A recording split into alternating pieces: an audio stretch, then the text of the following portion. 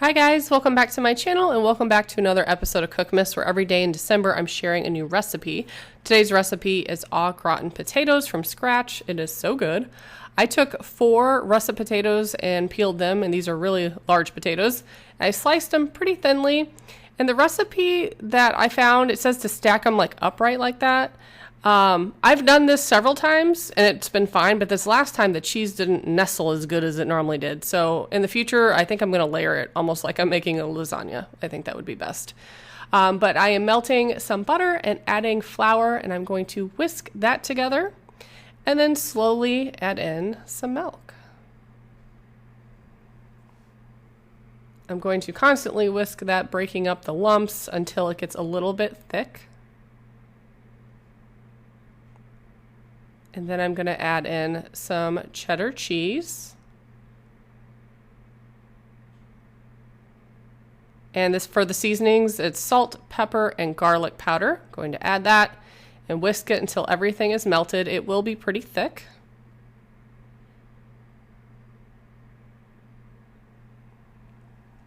And the original recipe also said you can add onions in with the potatoes. I think onions make everything better, but my family doesn't agree, so I didn't make it that way. But you're just going to dump all the cheese sauce on top, and I took a spatula to smooth it out, kind of wiggle it around so the cheese gets in between there.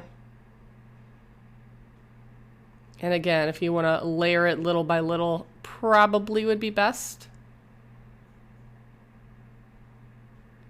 And then I am going to cover this with some foil and put it in the oven at 375 for 45 minutes. After the 45 minutes, you can remove the foil and sprinkle it with some Parmesan cheese and more shredded cheddar. About 1/4 cup of each. And if I haven't already mentioned it, the full recipe is below in the description box. But once I've completely added both cheeses, I'm going to leave it uncovered, return it back to the oven for about 30 to 45 minutes. I think 45 is about what I had it in there for. And when you take it out, it should be nice and golden on top. The fork should pierce through the potatoes pretty easily, and that's how you can tell it's done. Might have to put it in longer if your potatoes still feel like they're hard. But yeah, super delicious. I hope you give it a try. Leave me a comment. Let me know. Thanks so much for watching. Bye, guys.